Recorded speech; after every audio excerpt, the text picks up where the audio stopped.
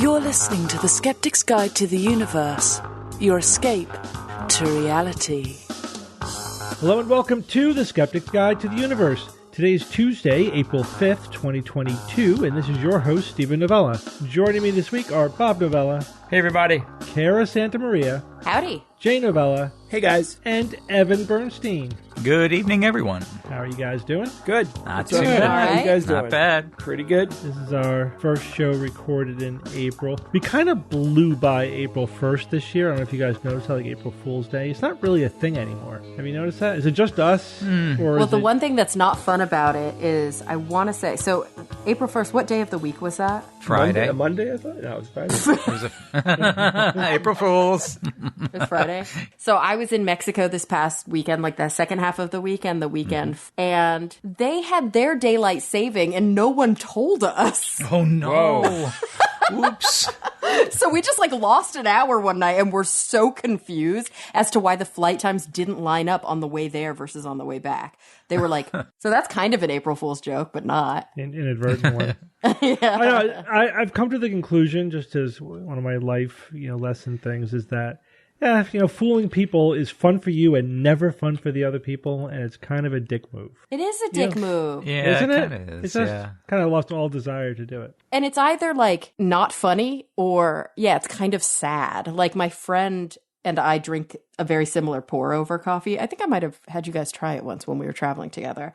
And they did, the company did like an April Fool's email, but they didn't obviously mark it as an April Fool's email. So they were like, you asked and we delivered. Shrimp lattes are now available. And they did a whole thing about these shrimp lattes. And then at the end, they were like, only today. And my friend sent it to me and they were like, this is so gross. Why would they do this? And I was like, because it's April Fool's, idiot. But just like did not even register.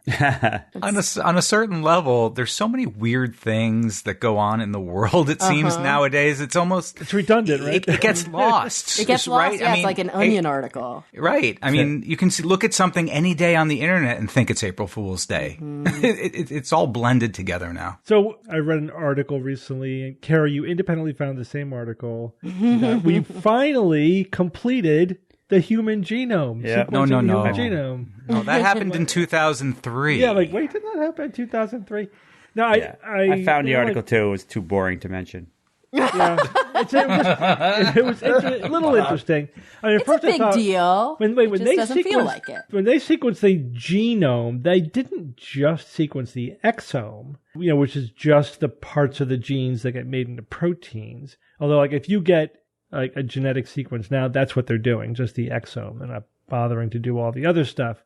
And if you do like the swab analysis to the companies for $300, they're just doing a SNP analysis. They're not even sequencing your exome. They're just looking at little markers. But anyway, I thought they did pretty much the whole genome, but there was pieces that they never got to because they were hard. Mainly the centromeres and the telomeres. Oh, telomeres. Those are pretty important. And I mean, I think didn't it account for something like 8% overall? Yeah, 8%. That's a lot. Yeah. So they lied to us 20 years ago.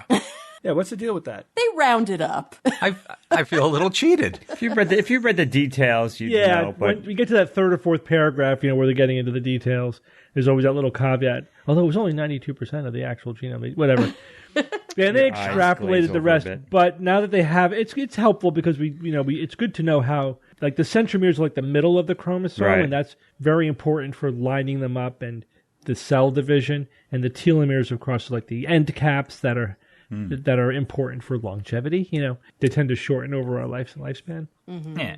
And just knowing the structure of the DNA for those, anatomical features, is helpful to understanding how they work. But not dramatic. But some of it is like legit coding, like this, what they're calling the satellite DNA, the kind of repetitive sequences that are really confusing and they weren't really able to figure out back then.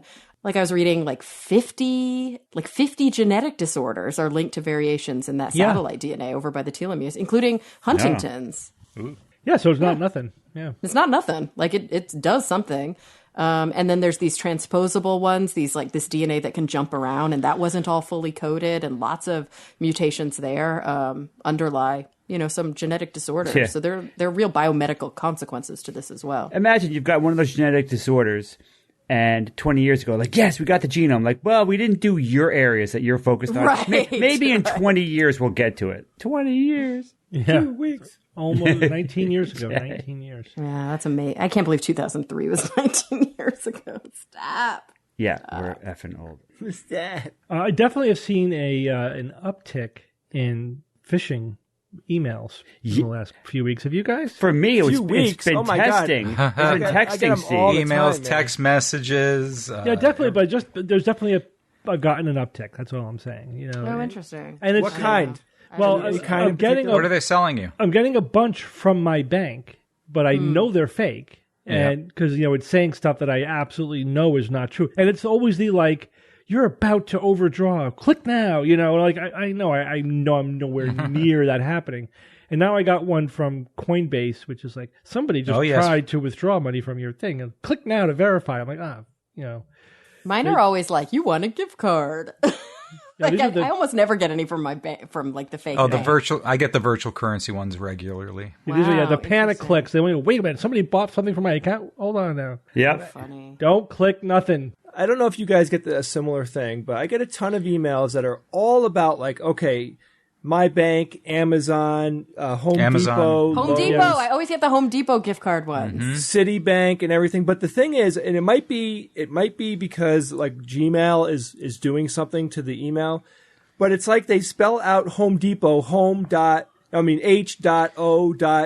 Like it's the title of the business with dots in between the letters. Oh, Or 'cause they're lowercase h, Yeah, capital they're probably O. trying to get past filters. Yeah, I was thinking that too, but it's so obvious that it's fake. I know. It's like Right? they'll catch it in the next. They only need to get, a fraction of a percent of people to click on that thing to pay off. That's It's a numbers it. game. I keep getting like I've been getting, for me the uptick has been in texting, and because I'm much, I monitor my texts much more closely than my damn emails because I get inundated with emails. But so here's a classic one I have just here. Hey, it says, I changed my number. How are you doing? We haven't been in touch for a long time. That's it. Like, oh yeah, I'm sure this is a friend who doesn't use my name.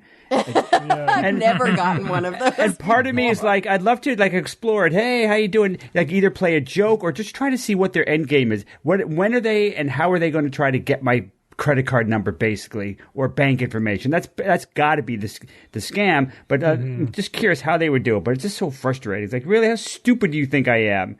But I know there's people that fall for it, and it's just like not stupid. It's just like my mom. If my mom saw a text like that, she would fall for that. It's just like just not used to elderly it. are the most common victims of this stuff. I They don't just think are. I've ever Unfortunately. gotten a scammy text before. Yeah. I think the only ones that I get are marketing texts about like, do you want to sell your house and we can send you a good offer, like refi your mortgage. Kara, is that what you think their voices are like? Yeah. Do you want to sell your house? Burpa mortgage. And I'm like, yeah, okay.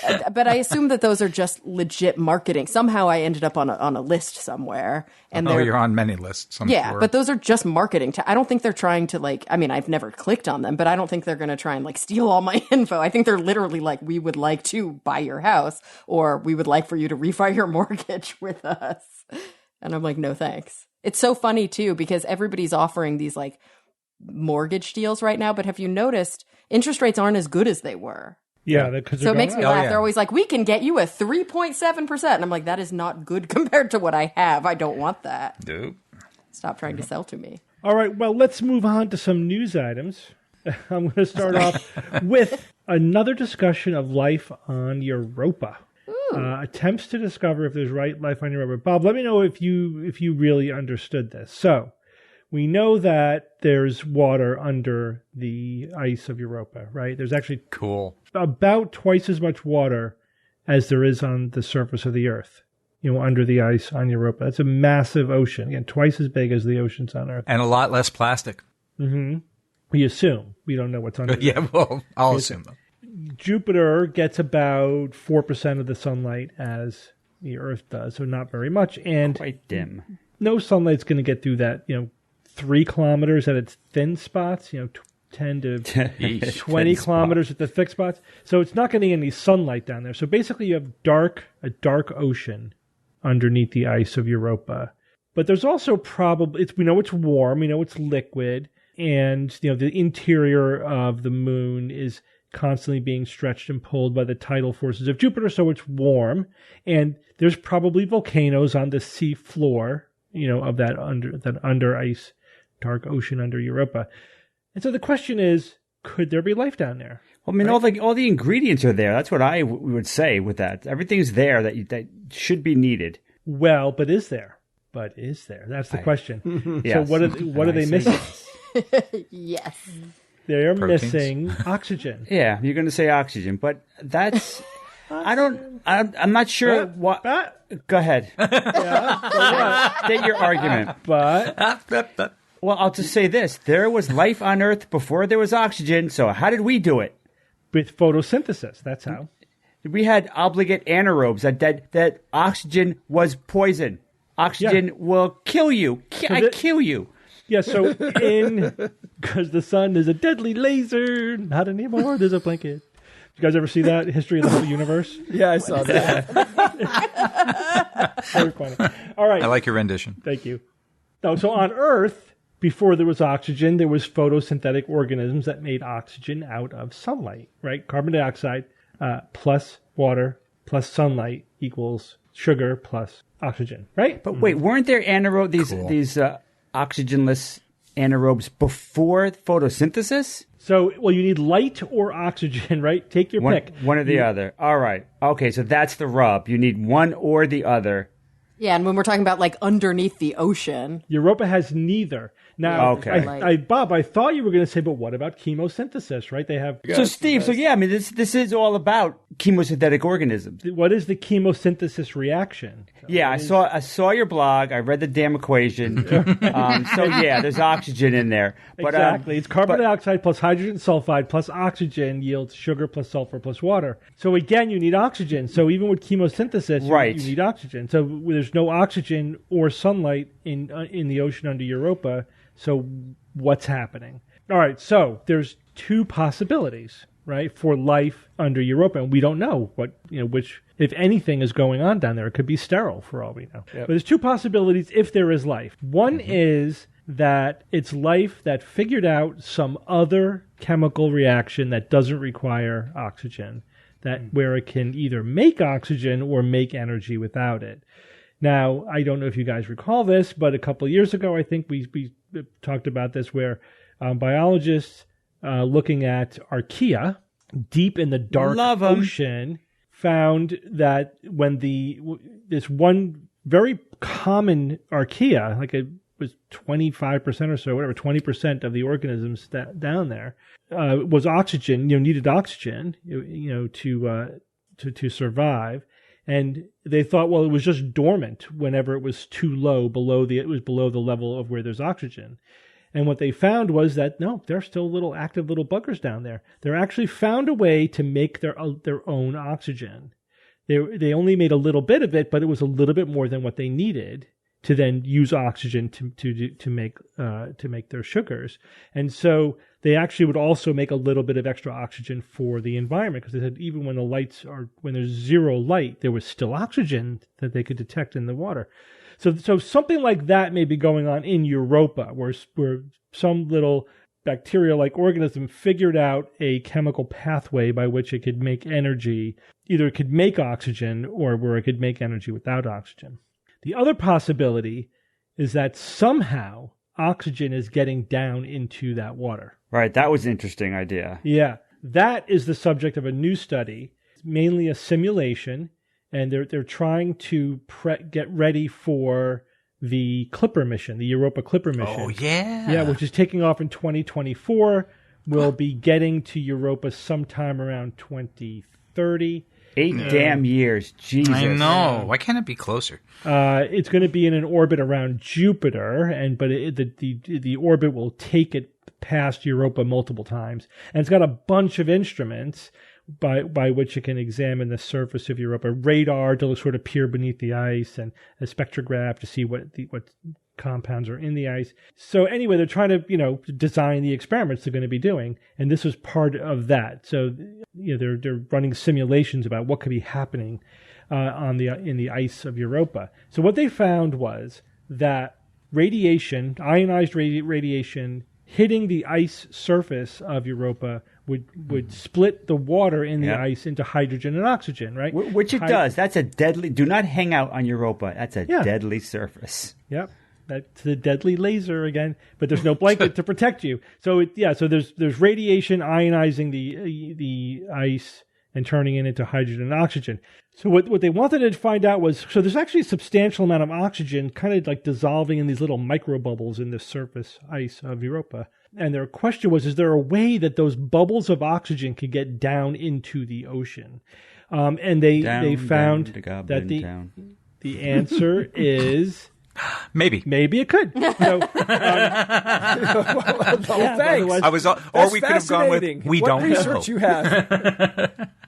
So there's looking at the thinner parts. You know, the chaos regions of Europa. If you look at the surface of Europa, these sections of it have a really complicated surface geometry, and those are the so-called chaos regions. And there, the ice is thin, like 2 to 3 kilometers, as opposed to like the 15 to 20 kilometers at the thicker parts.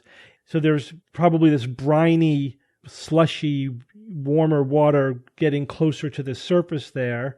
And in those sections, it's possible that you could have what they call these porous waves. So like the bubbles are in like these porous sections of ice, and those porous sections could actually move down through the ice, carrying these little bubbles of oxygen with them. Now, it would take thousands of years. We got time. It's been around for billions of years. Which doesn't matter, right? Yeah, as long as it would be like a conveyor belt of oxygen from the surface down into the ocean and delivering quite a substantial amount of oxygen into the ocean waters beneath Europa. If that's the case, then chemosynthetic organisms are off to the races, right? Then there's no problem. That dramatically would increase the prospects for life in the oceans under Europa. So that's perhaps one of the things that they'll be examining when the Europa Clipper mission gets to Europa is the plausibility of this model that they came up with. They're trying to model what would happen on the surface of Europa. That's pretty cool. Yeah, it's pretty cool. So I didn't really appreciate how dim the prospects of life were in Europa without some new chemistry or new process going on that we don't know about. I didn't know either. I'm very disappointed. I was hopeful. Now I'm a little bit less hopeful, because now if this really cool thing happens, then we're good. But like we have, when they get there, they might be like, oh crap, this isn't happening. The oxygen is leaping off Europa. Now, Steve, what about Enceladus? Yeah, they didn't. There was no mention of Enceladus. Same idea though. Similar idea. I guess. Right? And, yeah, I mean, it would be possible. Oh man. But yeah, the same factors apply. Yeah, right. For Enceladus. But is there the radiation? But it's the Jupiter though. That's it's Jupiter. Yeah, it's Jupiter emanating radiation. I'm sure it is. Right, because of Jupiter's magnetic field. So I don't know. How different the condition would be on Enceladus. It might be that there's no pathway for oxygen. But I think that the possibility of like this archaea that could make its own oxygen, that's really interesting. Oh yeah, archaeas. That's the old. They're basically bacteria, but they're really old bacteria. So they've got metabolisms that are so off the wall and ancient, and it's amazing. They're totally amazing. Like for example, radiodurans is one of my favorite. You blow apart the DNA, and it's like it just gets back together. Like I'm going to get back together. It's a flesh wound. Now, when people say extremophiles, are we talking the same thing, or is that different? That's in the ballpark. I mean, they probably are extremophiles. It applies to both bacteria and archaea, I would say. Well, extremophiles are just organisms that live in parts of the planet that most things wouldn't survive. Right. Yeah, it's either the broader category. Mm-hmm. Yeah, extremes of temperature, extremes of salinity. Salinity, yep, that's or big. pressure. Or extremes of pressure or extremes of radiation. Yeah. Any of those can qualify you as an extremophile. And then like underneath that, you'll have like thermophiles. So those are the ones in extreme temperature. Temperature, yeah. Right. Yeah. Steve, can we use these, this bacteria for anything useful? The ones that are producing their own oxygen? I don't know. I mean, right now it's just a research curiosity. I mean, we can embed them in our lungs in case you're oxygen deprived. We can breathe. I guess it depends on like what they eat, and like could you harvest oxygen from them? Yeah, but I think they'd give you a terrible gas, Jay. Yes. Well, No, but like, oxygen's what if they terrible. took them to Mars and had a tank filled with them that, and just churning out oxygen? I guess. But I think you can get oxygen readily, though. Yeah, but Mars. you have sunlight on Mars, so you could make it with sunlight. If you have sunlight, Right. then oxygen is not a problem. Blue skies on Mars. So this, I called this dark life. I don't know if anyone else used that term, but so we may need to discover the chemistry and life cycle of dark life. Like, what would a completely dark ecosystem be like? That's what we're talking about. That also decreases the chance of life on rogue planets. Mm-hmm. Right? That's disappointing as hell, too. God damn it. Yeah, the lack of photosynthesis is significant. Yeah, I thought, but again, it wouldn't surprise me if just that completely different life cycles evolve. Without different light. metabolisms. Yeah, or what? Maybe they could use the radiation as a source instead of the sunlight. Yeah. There's Yeah, definitely because- a good science fiction novel there. I mean, somewhere. oxygen's great for complicated life because there's a lot of it's potent, right? But you don't It's a necessarily high energy molecule. Yeah, you don't need it. I mean, there's other types of metabolisms like based on fermentation, for example. But apparently, you need even a little bit of oxygen. Even for that is my takeaway here, which is annoying. No, but I think I see your confusion there. So fermentation, by definition, is metabolizing carbohydrates in the absence of oxygen. So that you can have anaerobes that eat sugar, basically, that eat carbohydrates, but those carbohydrates have to be made by another organism.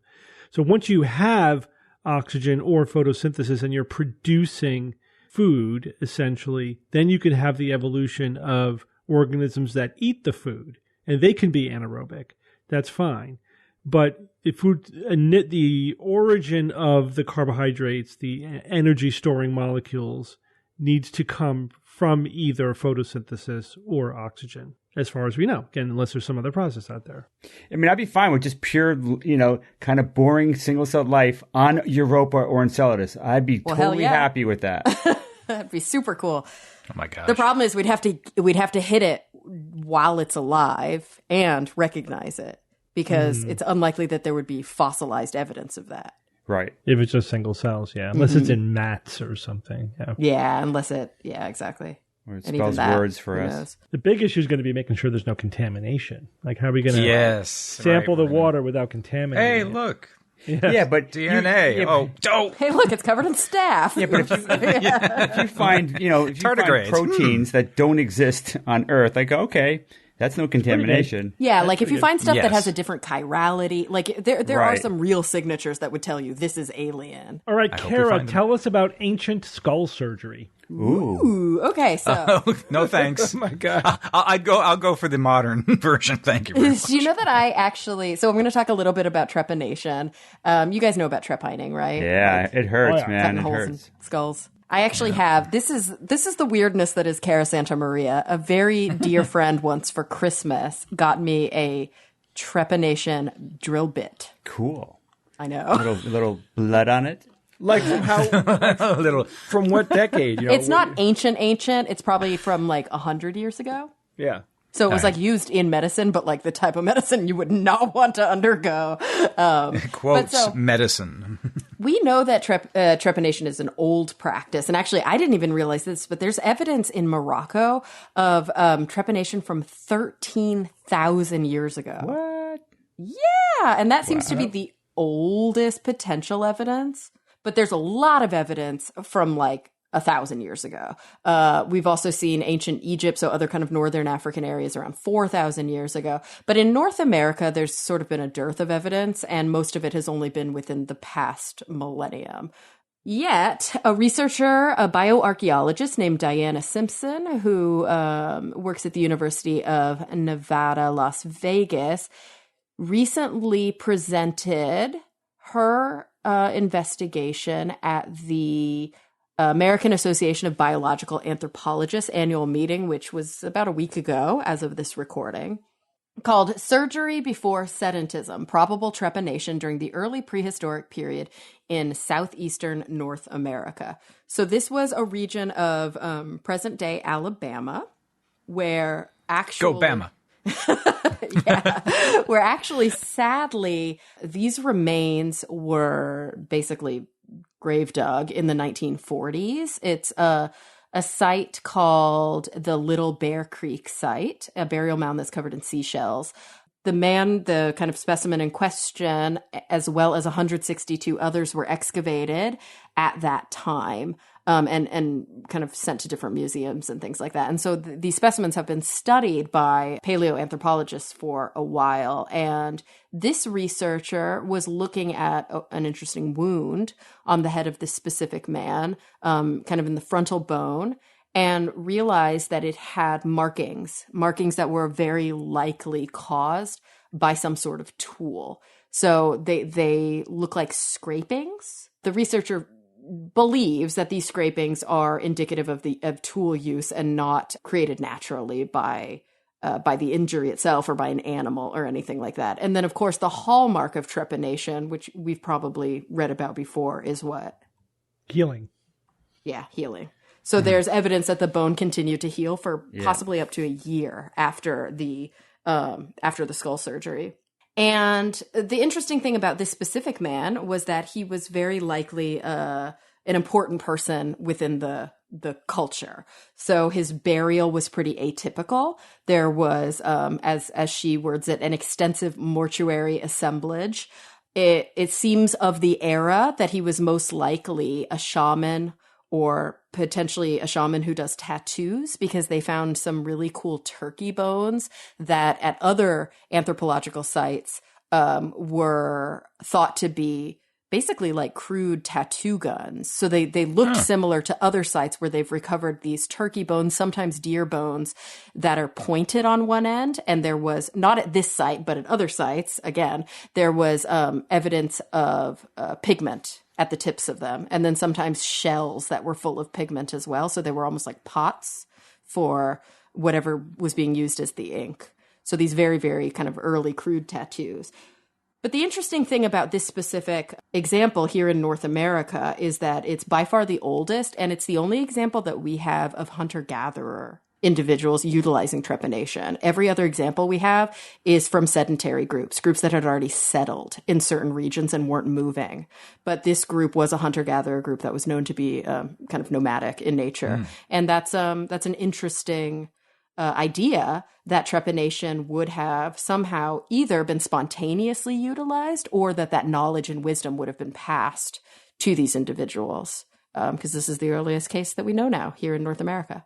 Yeah, and it's possible that it was not just a ritual, that it was actually medical procedure. Yeah, it's actually probably likely that it was medical, because this individual also had broken bones and a wound above their eye socket, I think. Yeah. And so they think either, you know, he was attacked or he fell down. He had some sort of traumatic injury, and very likely was had maybe brain swelling, or maybe there was a piece of skull that was invading his brain that needed to be removed. So they saw this as a means to potentially save this man's life, as opposed to many of the examples, yes, that we know about trepanation, which are kind of like letting out evil spirits, very like psychiatric surgery, things of that nature. Right. But I love this stuff. I love like old brain surgery stuff. Yeah. It's fascinating that people actually lived. Yeah, they would survive for years after. For years sometimes, yeah. I procedure. cannot imagine that initial period after the surgery, or during the surgery, I should say, but definitely during and immediately after, was a particularly pleasurable time for these individuals. How did they survive the infection? Yeah, The exactly. infection would be I don't the get killer. it. Yeah, that's the killer. I mean, that's, and even with examples of this, it is usually the killer. Like, even when we think back to Phineas Gage, the very like famous example of a frontal lobe injury from the railroad tamping iron that went kind of through his cheek and out his frontal lobe. He ultimately, he lived for quite a long time, but I do think he ultimately succumbed to infection years later. Oh, he did. I didn't know that. Yeah, he lived for long enough for people to see his personality change and, you know, draw a lot of really interesting conclusions about what the frontal lobe does. But, I think he did ultimately succumb even years later. He had seizures as well. He had bad seizures. Right. Yeah, he did. And so, there's, you know, infection is pernicious, and it can lay dormant. It can come back again and again. And especially when you got a hole in your head, you know, unless now what we would do is we would put a plate, or we would, you know, have some sort of means to close that up. But back in the day, I don't know how they covered it. They might have put like a leaf on their head or something. It's not as big a deal as you think, though. I mean, having a piece of your skull removed And as long as the skin is closed over, Yeah, it, if you which could, it would but scar they wouldn't have had over. sutures. So the hope is it's that not that big a deal, actually. yeah, I mean the hope is that there was a skin flap to heal. Yeah. You know what I Right. mean? That they weren't Yeah. suturing it, and then that you sort of are careful. Yeah. Right? You just got to be careful around that area. But I think for this dude, it was like on his forehead. So it's pretty exposed. All right, Jay, I understand that the Artemis 1 mission is stuck. I mean, that's a little dramatic. I mean, of course, NASA was going to run into some snags as they slowly brought that monstrosity out onto the launch pad at Kennedy Space Center. So this happens on Monday, April 4th. NASA began fueling the Artemis 1 rocket, and they had to stop due to a yet another technical issue. So this is the second time they had to pause testing. The first time NASA tried to fuel the Artemis 1 rocket was on Sunday, April 3rd, and they stopped before pumping propellant began because there was an issue with pressurization fans on the mobile launcher. So to be more clear about that, those fans keep hazardous gases out of areas where technicians work, in those areas that are enclosed. So it was a safety issue, and I guess they resolved that issue on Sunday. So on Monday the 4th, they tried again to pump about 700,000 gallons or 2.6 million liters of super cold cryogenic fuel to the rocket. Wow. The technical issue this time was a stuck vent valve found on. It was stuck. It was stuck. Yes, it was. But they could unstick it. This was found on the mobile launcher, and this valve is about 160 feet or 49 meters up in the air. And the valve is used to vent pressure from the rocket's core stage as they add fuel. So if you picture the fuel tank that's inside of the core rocket, that fuel tank is huge, right? And they have to fill it with the propellant, which is it could be hydrogen, it could be oxygen, just depends on what that particular rocket needs. So they're filling it up, and there's a valve at the top of the tank that is used to regulate the overall pressure inside of the tank. And it's very, very specific and very tricky. That pressure has to be maintained at a very specific pressure.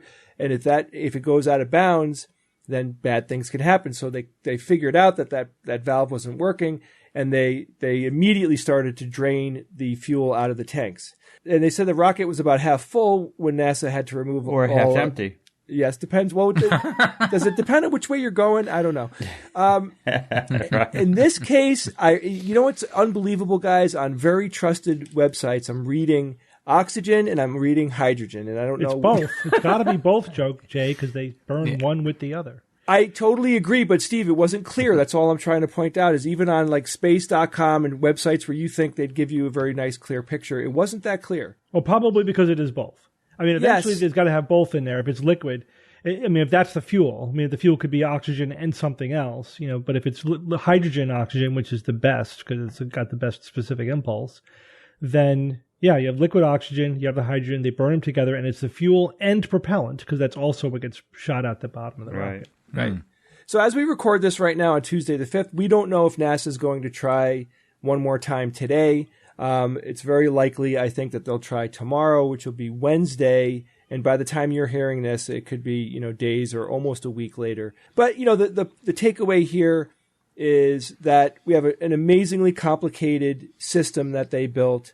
So many things could go wrong. And the fact is they haven't run into that many snags at all. This is exactly the type of things that they're trying to find ahead of time before they schedule the full launch. This is really cool. So what they're doing during these tests is they will start the real countdown clock 38 hours. Like that's about how long the countdown clock has to run for to go through all of the pre-checks and steps and everything, right?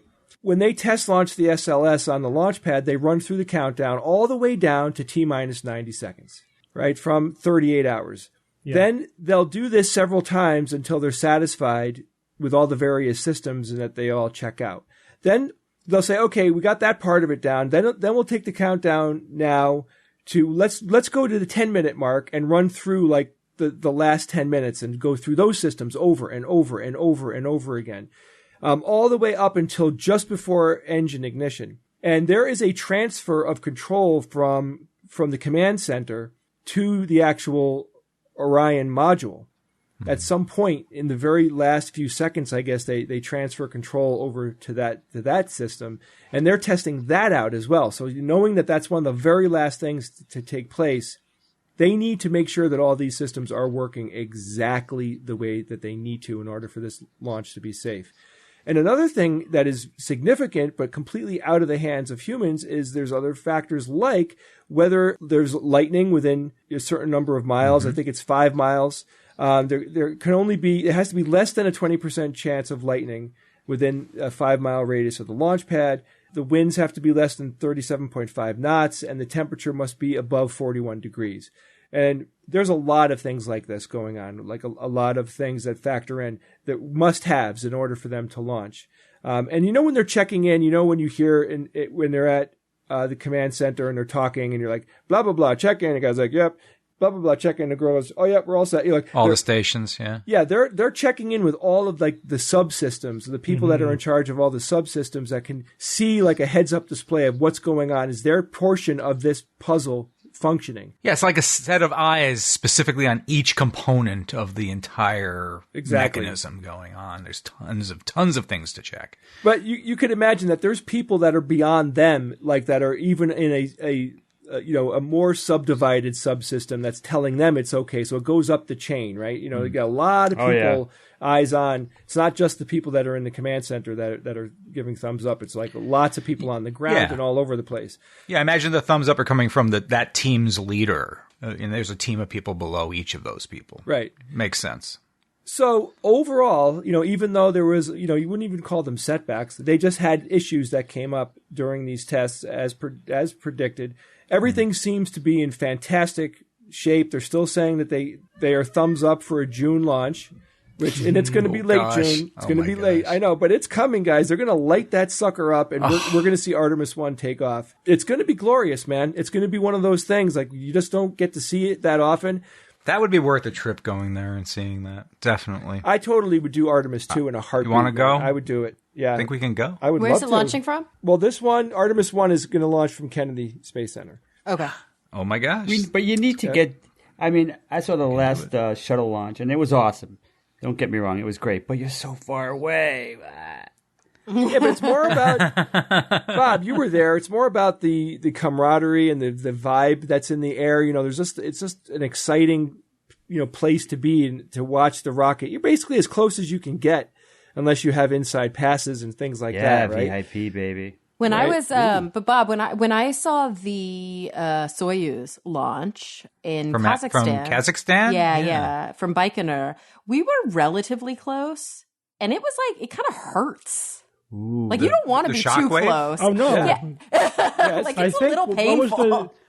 You had to be like 5 miles from the Apollo when it took off, like miles away. And I feel like we were only like, I could be wrong, but I feel like we were only like a mile from the launch pad or something. Yeah. No, if you were close, you would literally die. It would kill you. So does that mean they find a lot of dead birds in a 5-mile radius of these things? Absolutely. So animals die as a result of this, huh? Yeah. Because the animals don't it bursts your lungs. Yeah, just the pressure wave is so intense that it would kill you. Oh, wow. They put signs up for the birds, though, to stay away. I think I'm sure this is like because when I visited there, I did watch like a smaller rocket launch. I have a vague memory. We'd have to look it up. I think they do like try to chase them away right before the launch somehow. Scare them with sounds. Yeah, they might do the little. They're called shooers. There's a bunch of people that just run around yelling "shoo" out. They all have umbrellas and they open and close them real fast and run around. But let it sink in, guys. This is history being made. This is the largest rocket, the heaviest lift rocket ever to launch. This thing is going to be louder than anything else that's ever happened out there. It is ushering in. I don't want to minimize anything that SpaceX has done, and believe me, SpaceX has accomplished quite a bit. And it has helped the industry a lot. But this is the heavy lift rocket that we've been hearing about for a very long time. And it's happening in about a month and a half. We're going to see some magical thing happen. And my gosh. I highly recommend that you take that moment out of wherever you are that day and watch it. Why not? You want to be able to tell people, hey, I saw that rocket lift off. And Artemis too. I mean, when people are being sent back to the moon and then this is the beginning of a permanent moon base, that's the big one. As far as I'm concerned. Yeah. So Kennedy has several bird deterrent methods that they use. Oh, you looked it up. Yes, go. Like firing off large cannons, Uh-huh. and they also have people shooting blanks at individual birds, because it's not just that they don't want the birds to die; they don't want the birds to be in the way. They don't want a bird hitting part of the rocket or the space shuttle, whatever, as it's launching. So yeah, they were very fastidious about clearing the area of birds. That makes so much sense. I mean, a piece of foam. Yeah, right. Just hit. Yeah, it fell off and foam. Did him in. Now, of course, when the rocket comes off the launch pad, it's not moving that fast. But still, you don't want a bird or an animal to get in the way or get into a mechanism or whatever. Like, they've got to be very fastidious. Oh, yeah. Aren't birds, and I mean, I know this is different because I'm talking about general aviation, but isn't bird strike like a reason for a lot of bad things happening with airplanes? Yeah, airports. Absolutely. Oh, yeah. They have bird deterrent systems, definitely. Yeah, like it can take down a whole plane if a bird goes through the engine or something. Well, everyone, we're going to take a quick break from our show to talk about one of our sponsors this week, BetterHelp. Guys, if you feel that you might need therapy or you've had therapy with a live person, you should be aware that online therapy is a valid option. And BetterHelp is customized online therapy that offers video, phone, and live chat sessions with the therapist, so you don't have to see anyone on camera if you don't want to. Yeah, I think most of you know that I have been in therapy pretty much my whole life on and off. I also work as a psychotherapist. I do virtual psychotherapy, but also in person. And truth be told, therapy is a really, really important life decision that could benefit many, many people. You might be one of them. Don't be shy. If you think you need therapy, then you should really consider giving it a try. And you should know that the Skeptics Guide to the Universe listeners get 10% off their first month at BetterHelp.com/SGU. That's BetterHelp.com/SGU. All right, guys, let's get back to the show. All right, Bob, tell us about the most distant star ever. Yeah, so NASA tantalized us recently with the announcement on March 28th of a major announcement to come 2 days later. And they're good like that. Wait a minute. Yeah. They can't do that. That's not fair. As Steve said, we learned that Hubble had discovered a record-breaking star that was the most distant star ever discovered. Hubble's still paying dividends. That is amazing. Oh, yeah, I know. But I don't know about you guys, but whenever NASA makes an announcement about a big damn announcement, it just sets me up for disappointment, right? In my mind, I go right towards dark matter. Evidence of alien life, a stable wormhole, or maybe an alien ship in orbit around Jupiter or something. So then when they come back with the news a few days later, the discovery, it's like whatever it is, doesn't matter. It's a huge, huge letdown. And I'm just like just pissed off in my head. And just stop it, NASA, and make one announcement, please. You watch too many movies, Bob. Yeah, okay, I'm done. Right? But think about this. They could be announcing that we're about to get wiped out by an asteroid, so that's something. Yeah, that's something to look forward to. Yeah, that would meet your expectations, right, Bob? So, but despite all that, this is cool, though. And NASA said the following. This is their quote. NASA's Hubble Space Telescope has established an extraordinary new benchmark, detecting the light of a star that existed within the first billion years after the universe's birth in the Big Bang, the farthest individual star ever seen to date. So that's really cool. That's worth celebrating. Maybe you don't need to make an announcement about it, but it's still really good. So now, so wait, the farthest star also means the oldest star, or no? Okay, that's what I thought. Well, no. Wait, what do you mean no? No, someone else lied to me years. Well, no, I'll say that there could be stars that were created after this that were smaller and therefore much longer lived than this one, which was a big one. But this one is the farthest and the oldest. The farthest. This is the farthest one individual star that we've ever seen. So, but we've seen older stars. There are older ones, that have lived longer than this. You guys are talking about two different things. Right. Yeah, that's Sarah's talking about that this star, as we are seeing it, was the farthest back in time, and that is correct. Okay. Bob's talking about long-lived stars. So right, that's not what I'm asking you, Bob. No. I'm asking you, as we're seeing this star, it is the farthest away physically. Yes. Which also means it is the oldest that we have ever observed. The oldest light. The oldest light. I'll say that. Okay, so this was accomplished by scientists working on Hubble's reionization lensing cluster survey program called RELIX, which is a really cool acronym. So here are the stats. The star is named Arundel, which is just wonderful since it's not a stupid number designation. Is that from Lord of the Rings? It's beautiful. It's a beautiful name, and it sounds like elves live on it, right? Yeah. I mean, Arendelle, It does. It's right out of Tolkien. The name means rising light or morning star. So it formed about 900 million years after the Big Bang, when the universe was just 7% of its current age. A long time ago. The photons that we see now took 12.9 billion light years to reach us, which is so funny because About from the time. photons' point of view, at the speed of light, they think, whoa, we were just created and now we're absorbed by Hubble? What the hell? So yeah, for them, not such a long time. For us, crazy long time. Silly photons. Okay, so here's another cool, interesting perspective. When this light left the star, it was 4 billion light years away from the baby proto-Milky Way at that time, whatever the hell shape we were in.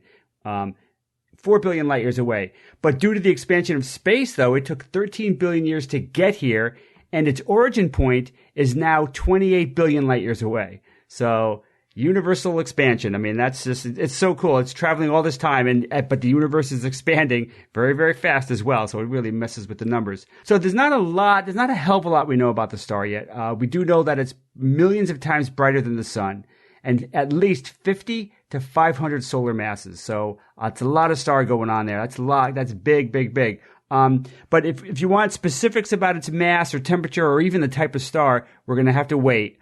And of course, it's almost certainly pretty much dead now because it's a good sized star. It has a lot of fuel, but that doesn't translate into a long life because it reaches such amazingly high temperatures that they last on the order of hundreds of millions of years, whereas our sun, for example, is billions, and even lower mass stars are even much more than that. So it's definitely a dead husk somewhere. So the story, though, the part of the story that I think is most intriguing, though, is the detection itself.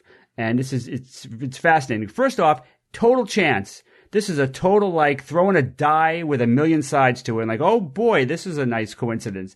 They were very, very lucky. So this is what happened. They were studying a relatively nearby galaxy cluster. And they noticed that the cluster was acting as a gravitational lens, right? You get enough mass together, you're going to get a gravity so intense that it's actually bending light and acting like a lens. So you got this gravitational lens going on, and it's magnifying and distorting the light from a far more distant galaxy behind it, behind the cluster. Oh, look, here's another galaxy, really, really far away. And the gravitational lens smeared that light from the galaxy into a long crescent shape. And they call that crescent shape a sunrise arc, which is kind of pretty. So, Bob, it was a galaxy far, far away. Yes. A long time And ago. yes. I see what you did there, Steve. Bob's puppet voice.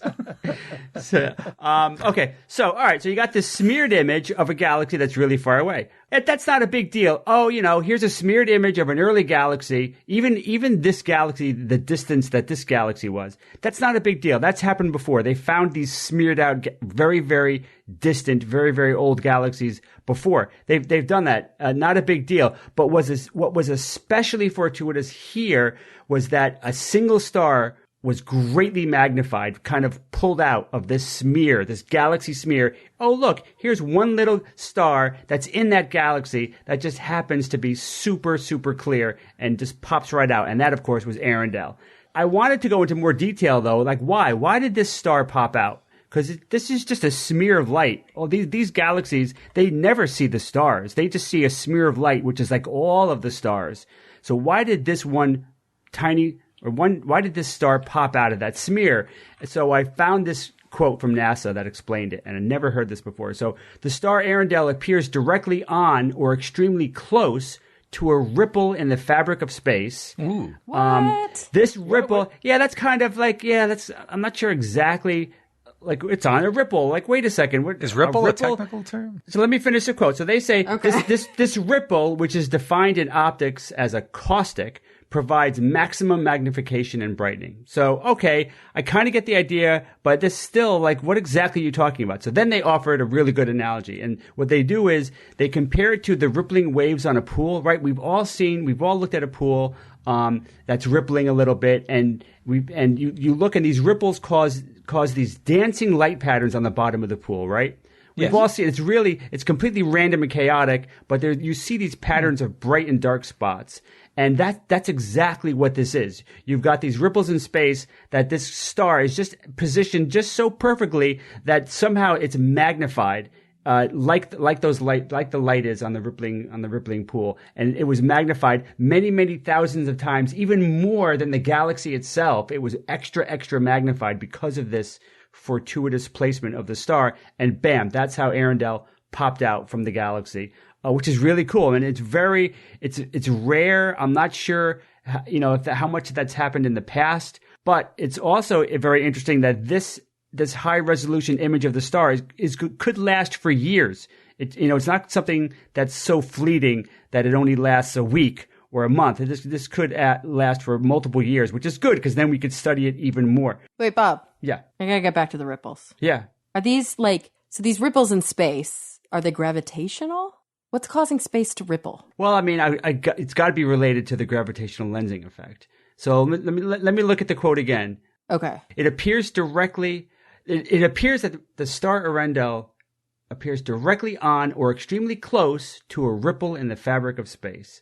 So if space is rippling, like condensing or expanding, like physically, rippling, it must be gravitational, right? Right. It's muscular.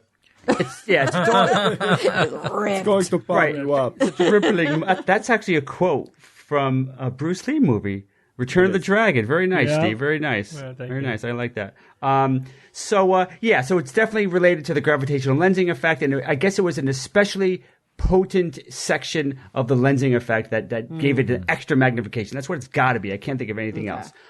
So really cool. So here's a quote from Brian Welch, who was a lead author and astronomer. He said, "Studying Arendelle will be a window into an era of the universe that we are unfamiliar with, but that led to everything we do know. It's like we've been reading a really interesting book, but we started with the second chapter, and now we'll have a chance to see how it all got started." So that's cool, because this star is a very early star, and it's very different from the stars that are around now. So, all right, so what about the future? Following up observations of Arendelle, James Webb is basically going to take over for the Hubble, and it's going to analyze the star's infrared light.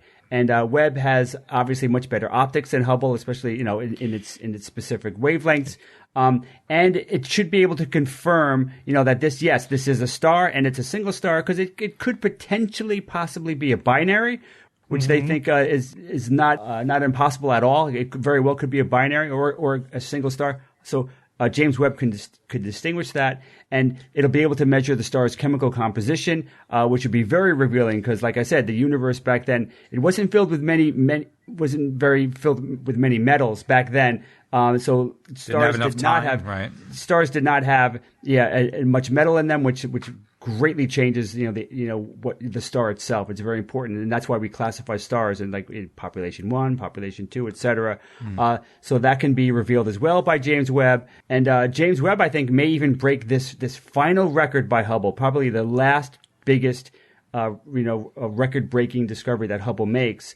But James Webb could potentially go even farther. But I'm thinking, well, really? I mean, this sounds like a very, very rare situation where you've got this smeared galaxy in a gravitational lens where one star just happens to be placed so perfectly. I don't know. That sounds pretty uncommon to me. Maybe this won't be repeated for a really long time, or maybe James Webb will just find one in the first few weeks. I don't know. But keep an eye out for this. This is really interesting and interesting story to research. Very, very cool. Yeah, that's cool. And NASA.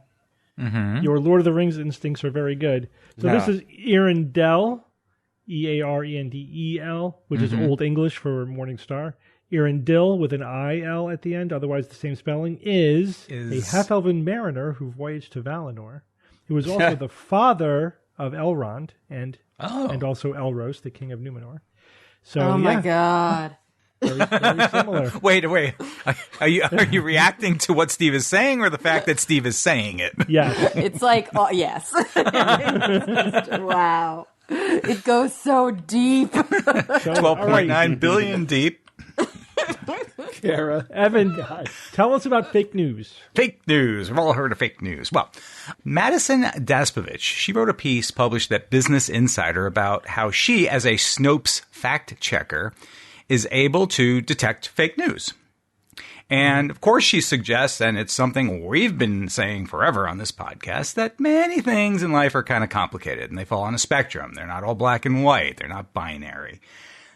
This is the fogginess of truth detection, but some nefarious people, in some cases underinformed people, will use those gray areas or incomplete sets of knowledge and data to take advantage of other groups of people and consumers of news, or to push agendas, promote their biases, and sometimes outright deceive. So she writes, rarely do we see a post that's purely true or false, and more often than not, we come across claims or rumors that lack important nuance. Yes, where have we heard that before or have talked about that before? Human nature wants answers and explanations, but bad actors take advantage of that to spread the falsehoods online and inciting emotions and further polarizing groups of opposing ideologies. Absolutely. And she brought up the Russia-Ukraine conflict sort of as the example in this particular article about how this is prevalent, especially right now it's what? It's the most prevalent, or one of the most prevalent events taking place right now in the world. Here are a couple of the examples of things she has had to investigate about claims about the Russia-Ukraine conflict. All right, claim. A video shows Ukrainian soldiers killing civilians in Chechnya. So in March 2022, a video was circulated on social media in an apparent attempt to justify Russia's invasion of Ukraine, and it supposedly showed Ukrainian soldiers ruthlessly killing civilians in Chechnya. Okay, so she did the digging into it, and guess what? That's wrong. It was fake? It was a scene from a movie. I love that. Right. And furthermore, the movie soldiers in the film are playing Russians, not Ukrainians. And the Russians are killing the Chechnyans at the start of the Second Chechnyan War. So that's just one example. Here's another example. Video shows Ukrainian tank crash through Russian barrier in 2022. No, miscaption. Video dates back to 2014. So basically, you have these old things that are being recirculated and repurposed, and just being thrown out there as news coming out of the current conflict. But in fact, with a little investigation, you find out they're absolutely bunk. Did you hear about this one? Ukrainian army cats trained to spot sniper lasers. Oh, no way. Cats and lasers, that whole thing, how they, go after the laser. So here's the claim. In February 2022, a photograph started circulating on social media that supposedly showed a Ukrainian army cat named Mikhail, who had been dubbed the Panther of Kharkiv after it was trained to detect the lasers of enemy snipers. And while they're not certain of the photo's exact origins, it's been online actually since at least 2018, and it was posted by a Twitter account called UK Army Cats and Dogs. So these are just a couple of the examples that they cite. So and she gives some good tips for people to, when they read about these things, especially with current events, how can you detect what you're reading is real and what you're reading is probably not real. She talks about being able to, identify coordinated inauthentic behavior. And that refers to the use of multiple social media accounts and pages to hide the real identities of those in charge to mislead or influence people. For example, if in Facebook you've got this section of a page called Page Transparency, and it allows the viewer to see the information about who is managing the page, what country it's originating from, and all the changes that have been made. So found within that page transparency section is data like the page creation date. You can also tell if it was something, very recent or something that's been around a long time. You can tell if it sort of sprouted up as just a sudden means to get people to try to believe whatever story or whatever this particular page is putting out there, or if it has been established around for a while and so forth. You can look at the history of what this has been and where it has been. Another thing she brought up is something I had not heard of before. Kara, I think you have heard of this before, though. What? Copy pasta? Copy pasta? Have you heard that term before? Oh, yeah, I have. What is it? Why did I not know this term before reading this particular article? Evan, I just heard it for the first time a week ago. So don't Right. It's a portmanteau for copy and paste. Copy pasta is the 21st century equivalent of That's not a chain portmanteau mail. of copy and paste. No, it's not right. Copy It's That weird. would be copyaste. Well, okay. Paste. Well, that Pasta is just a completely made up But you word. get the point. it's sort of a portmanteau, but it's poetically tweaked because it's copy pasta is funny. Right. It is funny, but it's not a portmanteau. Do you guys remember chainmail and Yeah. Of course. Boy, remember when you used to? Did you ever guys get those in the actual mail back in like the 1970s when people would mail letters and saying chain letters? Say, okay, now you have to pass this letter around to 10 more What? people. They wasted or- stamps on that? They did, Kara. That was a real thing.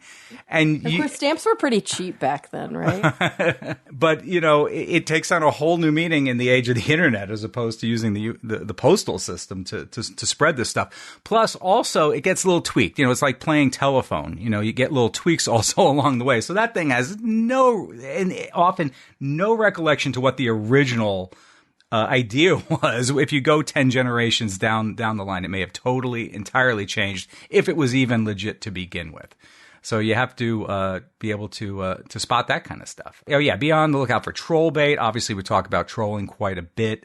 I think we all know what that is. But Steve, Don't get sea lions. All right, and Steve, there are people on the commenters who intentionally start arguments or to stoke the fires, and that's kind of all they do.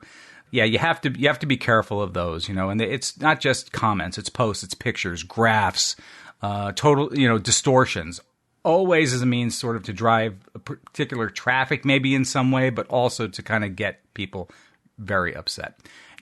So these are kind of the basic tools. And of course, it's all stuff we've talked about, stuff we come across regularly and try to inform our listenership about as well. But I'm glad someone who's actually on the inside at Snopes is also writing articles and further informing people about what to be on the lookout for. Constantly. Like we just talked about that at the front of the show. It's only getting worse.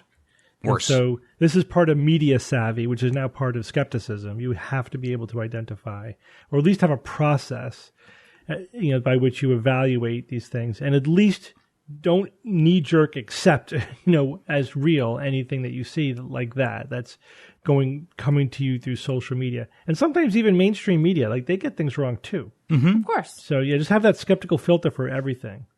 Absolutely. Yep. All right, Jay, it's Who's That Noisy time. All right, guys, last week I played This Noisy.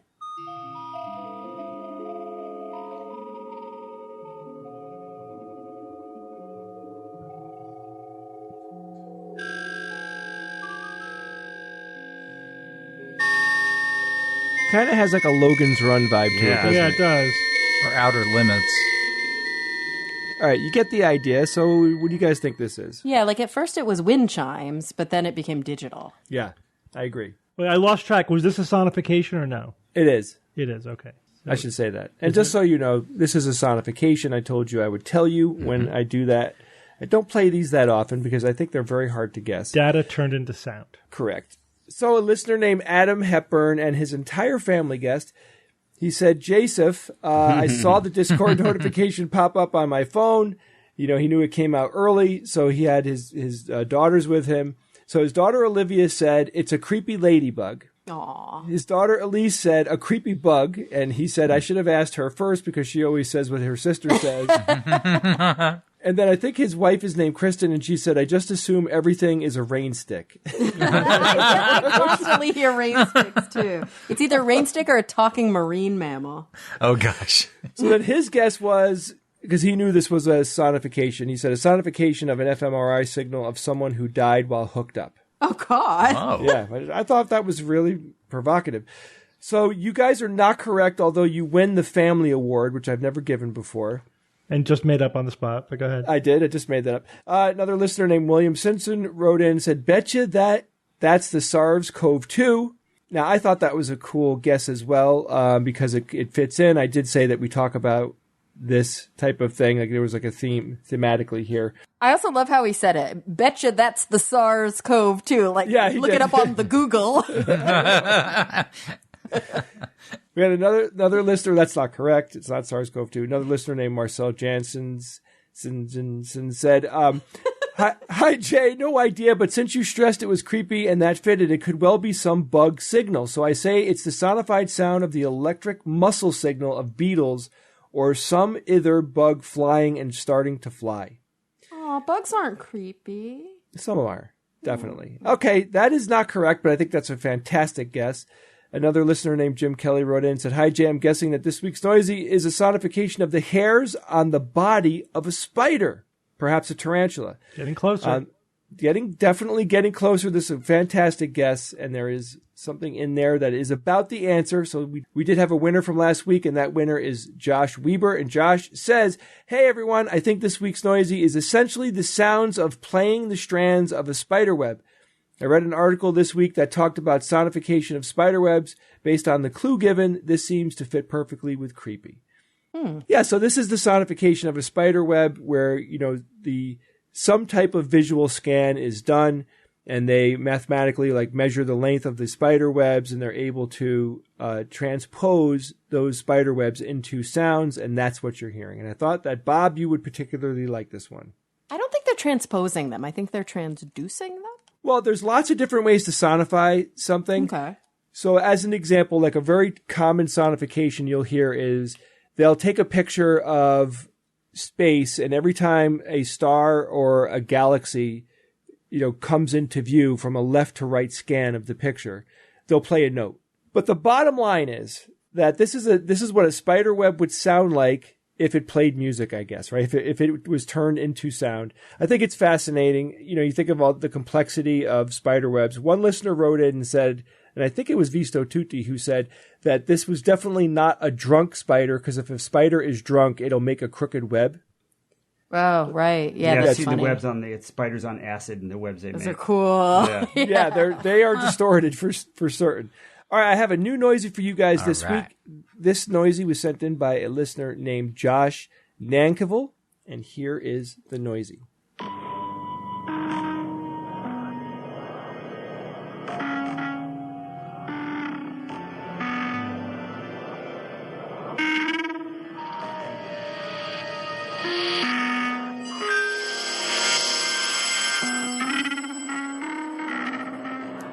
Now, I don't know why I'm playing these creepy ones. I know. Is that not just like a continuation of the last noise? It is Spiderweb Part Two. This one is not a sonification of any kind. Oh. I will give you no more hints. This one is It's a cobweb sound music. It's the sound of the actual spider getting drunk. No, this is not a sonification, and it's very cool. I think you're going to like it, and I don't think anybody needs any hints. Just go out there and tell me if you know what it is. And also this week, if you've heard anything cool, please send it to me. You never know. I might just use it on the show. You can email me that sound at wtn@theskepticsguide.org. Steve, we have a few things going on again. We do. We have a new extravaganza is coming up in Arizona. We have 2 extravaganzas in Arizona, as a matter of fact. Yeah. But let me give you them in order of when they happen. Mm-hmm. So at 12 o'clock noon on April 23rd in Bethlehem, PA, we will be doing another SGU private show. This is when we record the show in front of a live audience. We absolutely promise that we do and say things during that live show that never make it to air. You will be the only person to hear it. And a lot of times there's something crazy or profound or really funny going on. We really like to have fun during those shows. So no, seriously, join us. Seriously, we've started adding segments where this is only for the live audience. This will never be in the podcast, and it's specifically designed to be out of bounds for the podcast. Also, sometimes George makes us cry. Yeah, it's happened. It happens. Mostly he makes us laugh though. So George will be with us for that show. Then we have something called the No Show. Now, we did the No Show, I believe, in 2019, back in before times. This is a different show every time we do it. Usually there's music involved of some kind, and then we do some type of performance. So this time, George is going to be playing 7 songs with George Robb. He'll have a backing band. I guarantee you that's going to be fantastic because the band that he has is amazing, and George is amazing himself. And then that night, on April 23rd, for the No Show, we will be doing a live version of our game show called Boomer versus Zoomer. This game show is a contest quiz show between the generations. We have 4 people, each from a different generation, and they are playing a head-to-head quiz game. And as an audience member, guess what? You get to play along. You actually get to play for real. You will be asked questions, and you will be answering those questions, and they will have an impact on the game. So I would love it if you joined us. Then we go to now the extravaganzas. We're going to be having an extravaganza in Phoenix, Arizona on July 15th, and we will be having an extravaganza in Tucson, Arizona on July 16th. All of these things can be found on our events page. That's theskepticsguide.org/events. And on top of that, we will be adding in 2 private shows for the Phoenix shows. So every time we do an extravaganza, we will be doing a private show at some point, either the day before or the day of. Those details will be coming soon, but you can see most of this information on our events page. Please join us. We just had a great time in New York and Boston, and we want to bring it to you. And Jay, maybe we could tell the nice folks out there what the difference between an extravaganza and a private show is. Sure, Kara, no problem. The private show is a podcast recording of this exact podcast. The only difference is you're in the live audience, and we're doing some things that you are the only people that will hear it. It's more interactive in a sense. We definitely, talk to the audience and everything. You get a chance to chat with us before or after the show. And in general, we're just, having a lot of fun, and it's the podcast. But the extravaganza, it's a stage show. This is a completely different animal. Yeah, it's like a variety game stage show. Totally different. Yeah, the theme of the show is you can't trust your senses. You can't trust what your brain perceives, and we show you tons of examples of how you can't trust what you see, hear, and smell. Everything. And we humiliate each other, basically. We do. And then George, more accurately, George puts us into different live comedic bits where we have to do something. I'll give you an example. Like my favorite one is called Freeze Frame, where the audience will yell out suggestions for a movie. George will pick the movie, and then 4 of us have to freeze in position to try to get the 5th rogue who doesn't know what the movie is to guess what the movie is. And oh my God, I mean, some insane situations have come out of that bit, and we love doing it. So we do a bunch of different games like that, and it's a great show. It's about an hour and 45 minutes, and, please join us if you haven't seen it. We're getting incredible feedback. We'd really like you to come check it out for yourself. And people have asked us, what are these VIP tickets I see for sale on there? So for the VIP, you get a swag bag, and you get to hang out with us for an hour, usually before the show. It depends on how we have to schedule it. You get pictures with us, so that's which is typical, for live shows, for there to be like an intense, behind the stage meet and greet kind of extra stuff. So that's what that is. Oh, and also preferred seating at the show. You get preferred seating at the show. Yeah, Absolutely. Yeah. So for people who are wondering, if we do 2 cities that are near to one another, we design it in such a way that you could attend both an extravaganza and a private show. They're both completely different in your city. You could, of course, come to the next city, too, but we design it so that you don't have to. Yeah. Some people right. No extravaganza is the same thing because we never run the same exact thing twice. Every show is completely different. All right. Let's do a very quick email. This one comes from Jacob from Tracy, California. And Jacob writes, "Hi, I saw this article and thought it was interesting. Normally you hear from religious fundamentalists that accepting evolution leads to genocide and all of that nonsense, but it's nice to have confirmation that that is not the case, and in fact accepting evolution is related to less bigotry. Makes me wonder then how much less bigotry there could be if everyone accepted evolution. Thanks for everything you do, Jacob." So, yeah, I read the article that he linked to, and it's actually a series of studies, pretty rigorously done, that where they look at, it's correlational, of course, but they're looking at a bunch of demographics as well as, like things like religiosity and gender and age and all those things, but also, do you accept evolution as an established scientific fact? And then they correlate that with attitudes and beliefs towards outgroups and racial groups and minorities and things like that. And they found a pretty strong correlation that cut across pretty much, they did this in multiple countries. So they cut across multiple countries, and it stood out as a predictive factor, that acceptance of evolution was negatively correlated with measures of bigotry. So again, these kinds of psychological studies are always complicated. There's always confounding factors, but it was, a pretty a robust signal that again survived, multiple different iterations. So it doesn't prove cause and effect, right? It doesn't prove that. Absolutely not. Yeah, it could just be that people who are more likely to be scientific thinkers are already more open-minded. Yeah. Blah blah blah blah blah. But it does, it does contradict, the argument from final consequences, logical fallacy that is very common among evolution deniers, which is that believing in evolution is a moral hazard, right? If you believe in evolution, then you're going to, if you think that we're just animals, then you'll be morally loose and you'll do horrible things. And why would you do anything good? I don't know. It's it makes no sense anyway. It's like you clearly, it always says more about them than us. You know what I mean? It's like, so you think without your religious belief and your fear of hell, you'd be raping and pillaging your way through life. Is that what you really think you would be doing? Because I don't think that about myself. Right. And I always think it's so funny when you used to hear that with the what was it, the preservation of the family movement. Yeah. It's like all these family values that were anti-gay marriage and stuff. Like the minute it's legal, every man is just going to become gay. And it's is that really what you believe? Yeah, that's how it works. No, and I do find it plausible that having this scientific outlook where you realize that, we're part of the animal kingdom, there's nothing, unique or spiritual about us, and that people are different. It does sort of make it, the perspective is more accepting and open. Of you know course. what I mean? So it even though this study doesn't prove cause and effect, it is certainly plausible, and it's not plausible that believing in evolution would somehow loosen your morals or make you a bad person. That's never been a plausible argument, in my opinion.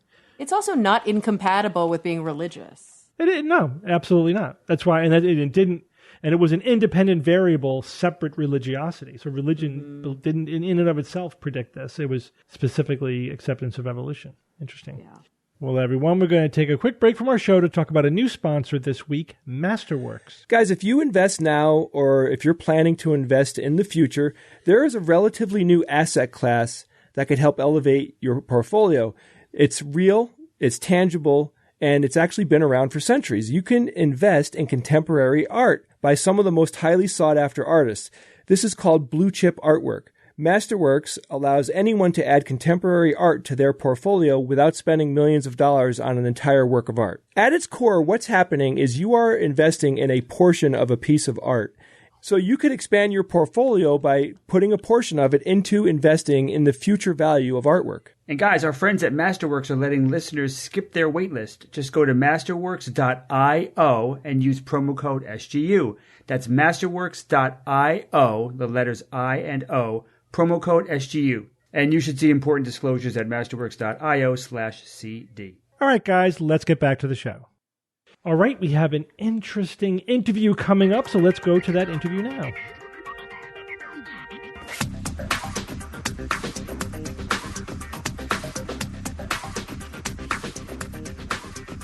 Joining us now is Dr. John Z. Kiss. John, welcome to the Skeptics Guide. It's a pleasure to be here. So, and John, you are the Dean of the College of Arts and Sciences and Professor in the Department of Biology at the University of North Carolina in Greensboro.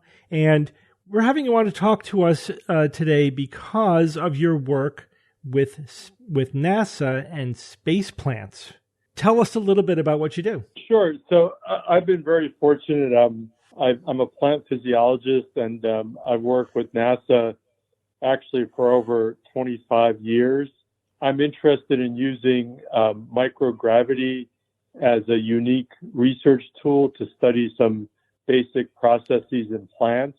The long-term implications of my research and the reason NASA funds it is they're very interested in the use of plants for life support on long-range space missions and things like colonies on the moon and Mars. And I've had 8 spaceflight experiments studying aspects of plant development in space, the interaction between phototropism and gravitropism, looking at gene expression in plants, most recently at sort of the moon and Mars levels, as well as the microgravity levels.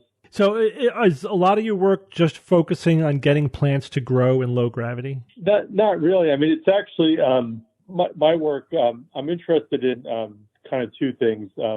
Tropism, so directed growth in response particularly to light, and the effects of different gravity levels on gene expression. A lot of people focus on growing larger crop plants for use in life support, but I'm really interested in these very basic questions about plants. So it's more about like what the effect of gravity is on the development of the plants themselves. Like in microgravity, which genes get expressed and how different is it from developing on Earth? Yes, that's a pretty good summary. And, to take that a bit further, we actually know a lot about plants in microgravity. Plants were part of the earliest Soviet U.S. space missions where, they brought up seeds and did simple experiments. Most recently, what I've been focused on are these effects of plants when we're looking at the Moon and Mars level of gravity. And there's very little known about that. And again, in the long term, NASA is very interested in those questions. So in our most recent experiments on the ISS, we actually used a lab facility, which had a centrifuge. So we could do the experiments in microgravity with the centrifuge off. We could also do Moon and Mars level of gravity as well as a 1G control. So what's the big takeaway that you, as you understand it now in terms of micro and minimal gravity on the growth of plants and gene expression? What's the big takeaway? Well, here's a really interesting takeaway from our research, I think, and it has some interesting implications for long-term NASA missions. Let's take a kind of a simple approach. So by definition, we're Earth-centric. We'll say that the gravity level on Earth is 1G. The Moon and Mars are smaller planets, so the gravity level on the Moon is 1/6G. And we actually know that, like those Apollo pictures, those astronauts on the Moon, they're hopping around, with a 300-pound backpack. That's pretty hard to do, but in 1/6G you could do it. And then on Mars it's 3/8G. What our research has shown is that in terms of the plant physiology, the parameters that we've studied, the Moon gravity is pretty much like microgravity.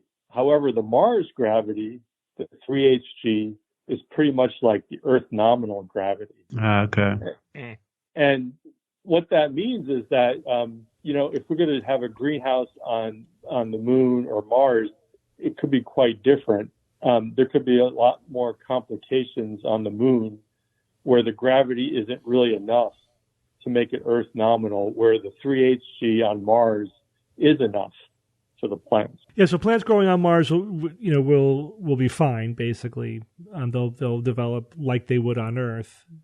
But the Moon, I guess, is below the threshold in terms of the gravity, and it might as well be microgravity at that point. Yeah, it's a good way to put it, yes. So it sounds like you're doing essentially the basic science research. Has there been any collaboration or any discussion? Because this is why I assume NASA is interested in this, in using this information to genetically engineer plants to make them grow better on the Moon or Mars. Tell us a little bit about that. Well, that's a great question. The short answer is no. I mean, I think when we're talking about genetically engineering plants, the most common theme in that kind of research is in terms of medicines.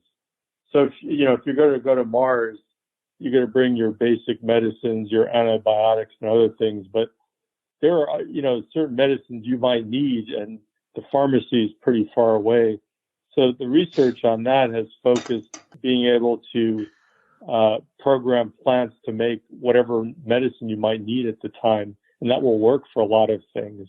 In terms of adjusting them for the gravity level, that's a really good question, but as far as I know, there hasn't been very much consideration of that. But is the bottom line that plants will do fine, basically, even if we don't tweak them to be optimized for different, gravity strengths? They'll grow. They'll be fine. You're talking about Moon or Mars now? Well, you tell me either both. You just tell me for each one. First of all, I always want to be, I want to carefully give you the caveats. I would say based on the parameters we've studied, and there are other parameters that others need to study. We really need to do more work at these reduced gravity levels. And we still have an opportunity with the ISS. because there are a number of centrifuges. But basically, again, the gravity sensing, gravity is a really important thing in terms of evolution and life on Earth. It's a ubiquitous force. For a plant, it's really important to know which way is up and down. So plants are kind of overbuilt. They're really sensitive to gravity. So it doesn't surprise me that the gravity level on Mars is sufficient and similar to Earth. But yeah, the moon is below the threshold.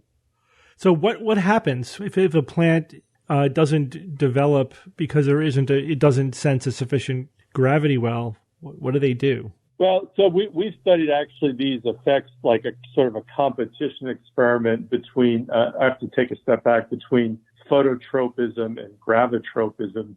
And, going back to phototropism, that's a word people might not be familiar with, but they're very familiar with the phenomenon. So plants exhibit directed growth in response to light.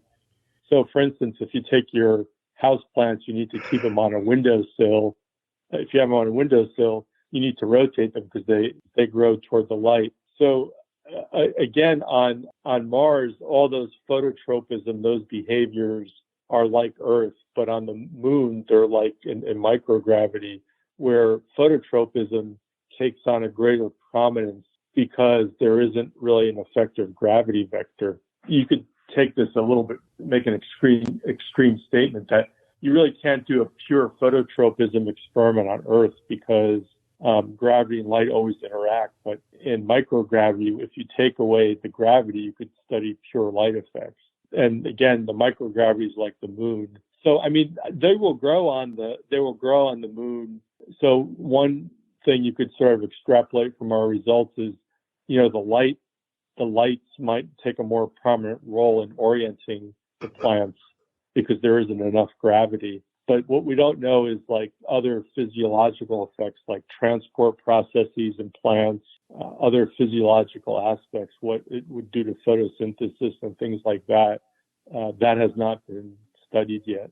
John, do you think that we would have to use some type of centrifuge on the moon to make this whole thing work, or what do you think that they'll do? No, I think you could orient it with lights. And, since this podcast has skeptics, it's in the title. One thing I'm skeptical of is NASA always sells the moon as a test bed for Mars. Mm-hmm. And the more I think about it, the reason I think they say that it's easier to go to the moon. It's only 4 days away versus Mars. But I don't think I don't think the technologies are directly exportable to Mars. They were always saying that, but I'm very skeptical of that claim. I mean, there are advantages and disadvantages of growing plants on Mars compared to the moon. But I guess some technologies, but I don't think it's a really great test bed the way it's promoted. Is the goal here to grow plants for food, oxygen, and possibly medicinal purposes? Or is it going to be like, is the same plant going to be used for multiple vectors? Or would you be like, okay, this is our oxygen creation.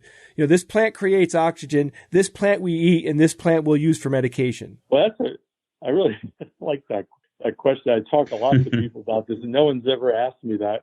I think it's probably going to be different plants for different things.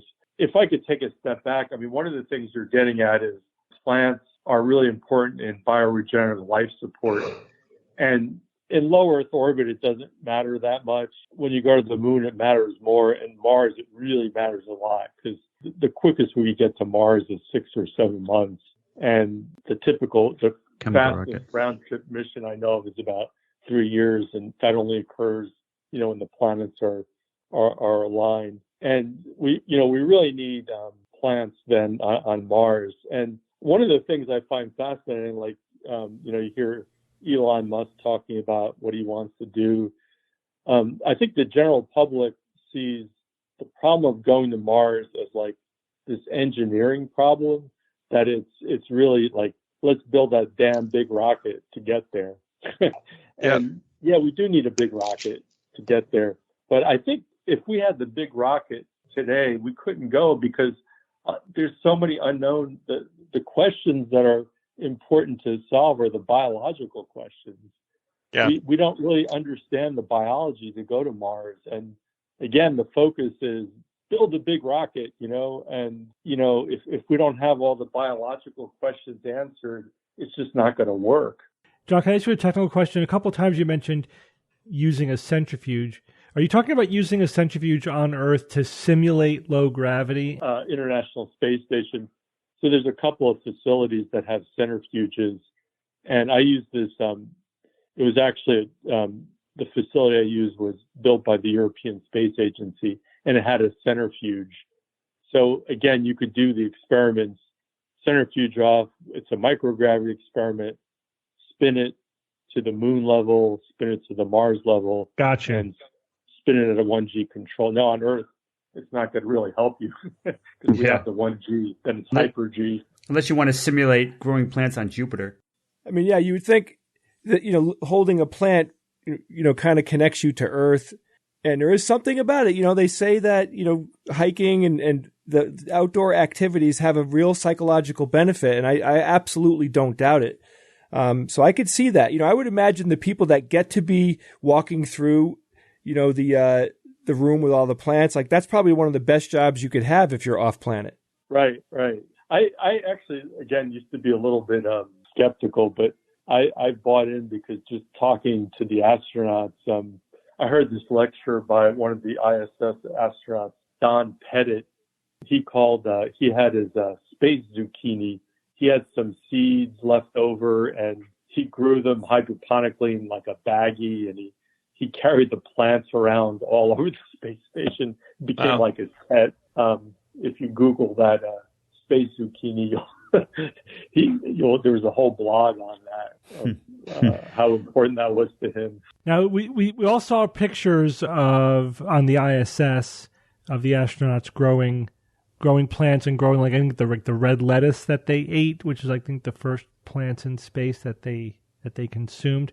Were those, do you know, first of all, were they part of your experiments, and were they grown in just microgravity, or did they use centrifuges for those?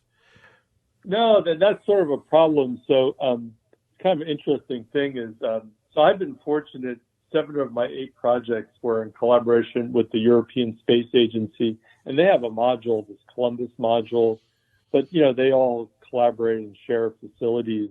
But in general, NASA has not had very many centrifuges, but the Europeans, the Japanese, they have the Kibu module, they have several centrifuges. For a scientist, that's a really important control, having a 1G control in space, because some things in the past that were attributed to microgravity were secondary effects or poor ventilation or all sorts of things. But no, that lettuce, they just grew them in microgravity. And that was a colleague of mine, Joya Massa, who works at Kennedy Space Center. She did a bunch of lettuce experiments. Well, John, thank you so much for talking to us about your research. This is something that we definitely follow closely, leading up to the Artemis missions going back to the moon. We're all anxiously waiting to see if they're ever actually going to get to Mars in our lifetime. We're skeptical too, but hopeful. But we're hopeful. We'll see what happens. So thanks a lot for joining us. Thank you. And also at my university, a lot of scientists are fans of your podcast. Oh, cool. Thanks. That's awesome. So they were impressed that I was coming on. Yeah, you could brag to them. Yeah, you were on the show. Tell them that we thought you were awesome. Well, thank you, gentlemen. It was a pleasure to talk to you. It's time for Science or Fiction.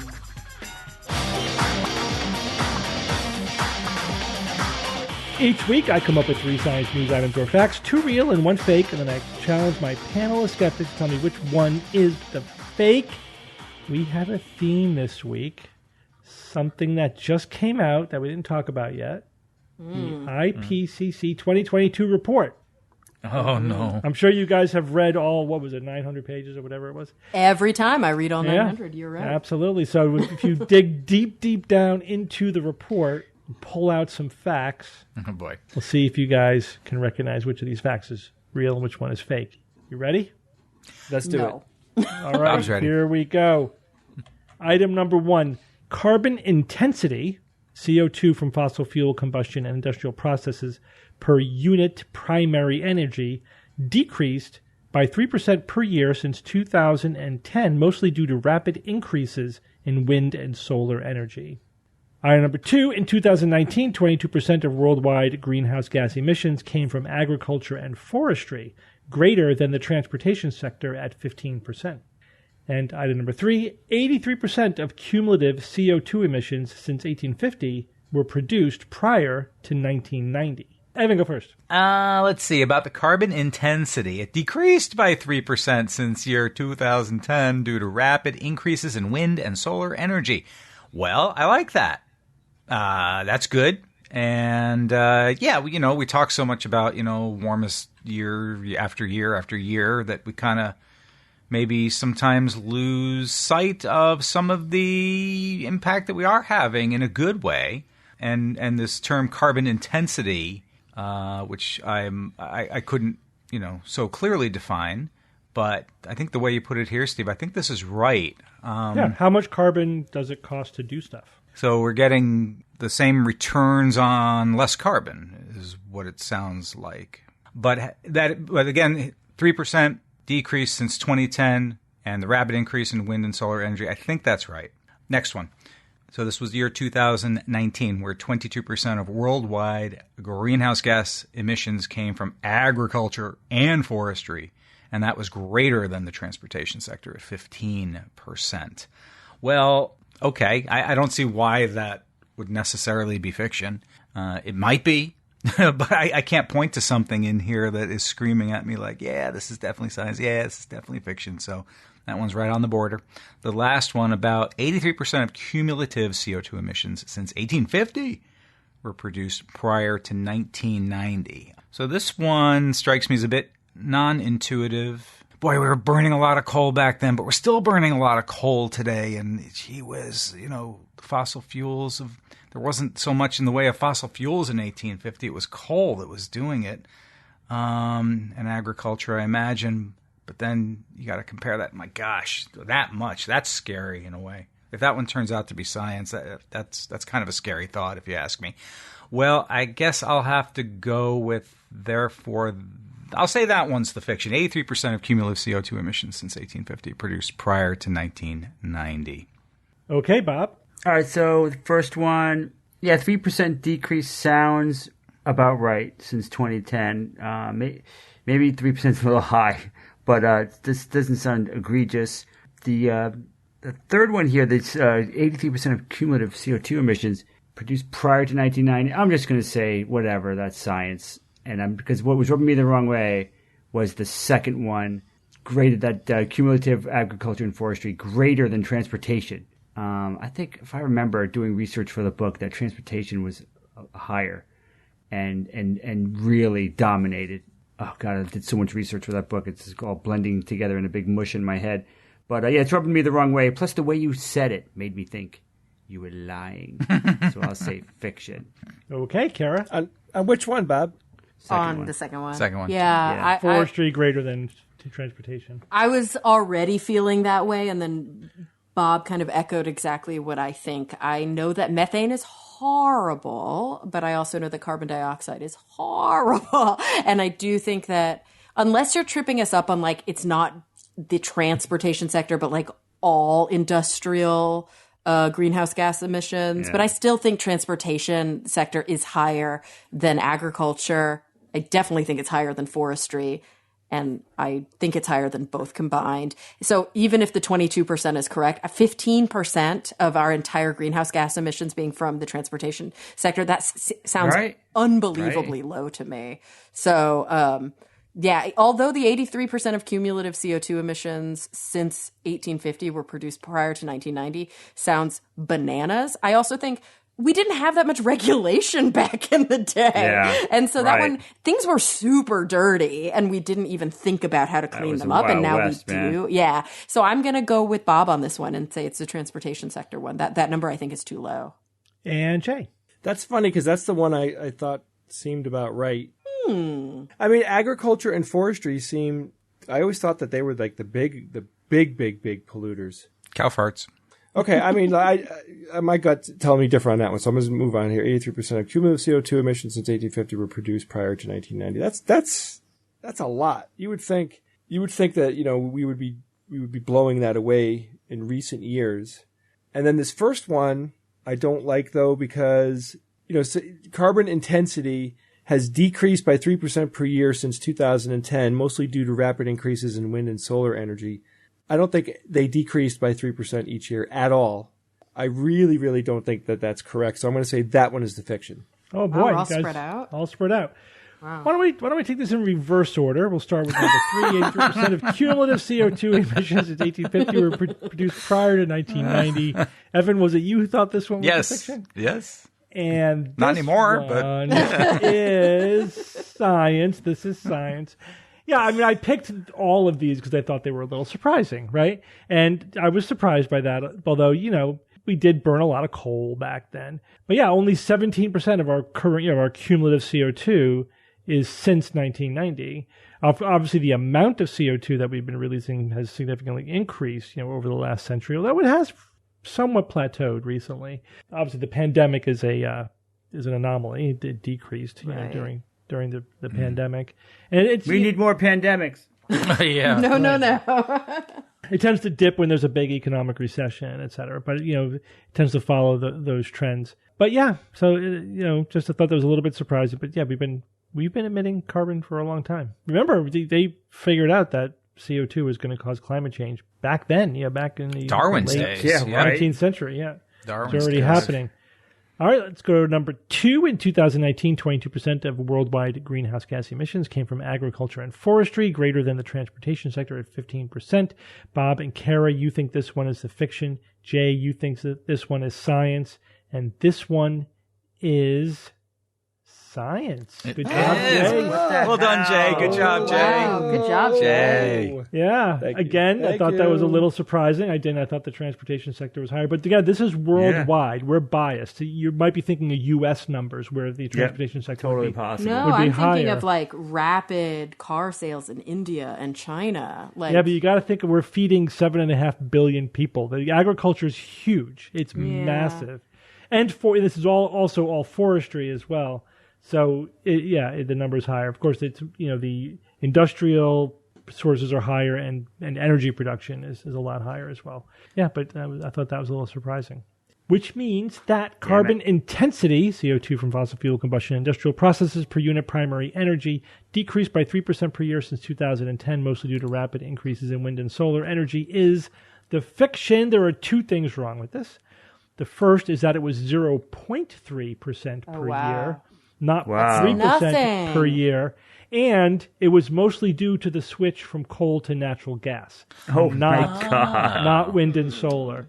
And my God. in fact, that's not making a dent at all yet. the best thing we got going on in terms of reducing CO2 is switching from coal to natural gas. They're both fossil fuels, but coal is just so bad. Yeah. Getting off of coal as soon as possible has got to be the priority. Got to be the priority, even if it's natural gas. But of course, then we have to get off natural gas and go to nuclear and go to renewables, wind and solar and hydrothermal, et cetera. Hydrothermal. Yeah, exactly. The big story, coming out of this report was that it's already too late kind of reporting. I don't know if you guys heard that. Essentially, they said, we're basically like already on track to blow through 1.5 C. Like there's almost nothing we could do at this point. We've already done it. Like we've already pulled the fossil fuel out of the ground that's going to get us past 1.5 C. So we could essentially give up that goal. And if we want to keep warming below 2 degrees Celsius above pre-industrial levels, we have to rapidly increase our transition to renewables, to low carbon sources, and other mitigation efforts, and start pulling some CO2 out of the air.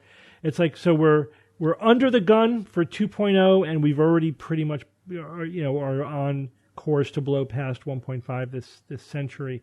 I think we need to focus on keeping it below 3. No, I think below 2 is still doable, and I don't think we should give up on that humans. too fast. We're talking about humans, right? I hear you, but they also said that we can do it with existing technology. We can do it with existing technology. I don't care. Need even but you said it's going to take to keep it under a 2. massive effort. It's going to. Amazing. Yeah, there it is. Acceleration. Think about those words. Cooperation. It's not going to happen. It's not going to happen if we stay on the course we're currently on. We have to rapidly accelerate the transition to a zero carbon, a net zero infrastructure. Totally. I would not bet on that. I wouldn't put money on that right now. Absolutely. But I don't think we should give up on it. That's what I'm saying. That even if it's an aspirational goal, it's not impossible, and so we should shoot for it. And Bob, you never know. I'm serious.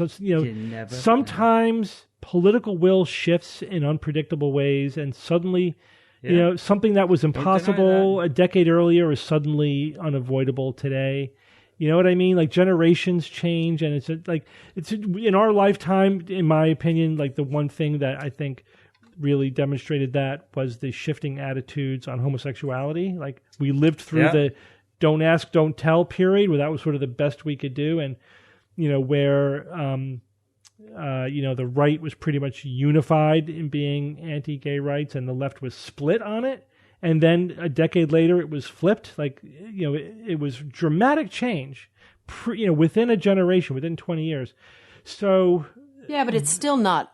That's the still problem. not great. It's a dramatic change. It's just a different world. It's just a different world. It's not, again, of course, like with climate change, it's not going to be like everyone's going to go along with it, but it'll be.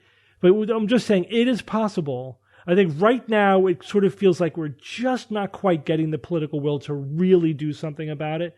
But it wouldn't shock me if in 10 years or 20 years we look back and the political will is dramatically different than it is today. Will it be enough? Will it be fast enough? Who knows? Again, not for 1.5, but I wouldn't give up on 2.0.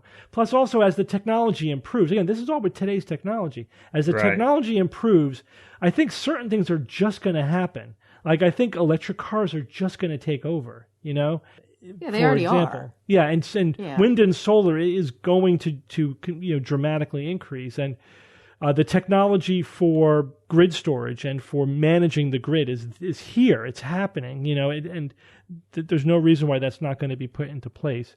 So there's a certain amount that's going to happen without the political will. And if the political will shifts, I think we may be surprised on things, how quickly things get moving once they get moving. But it's we shouldn't count on it fixing itself. We have to continue to work towards educating people about these facts and what it's going to take.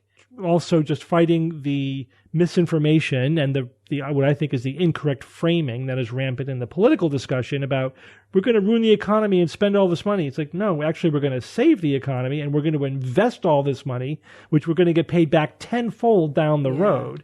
Yeah. You have to just completely reframe this, but we'll see. You're adorable. I know.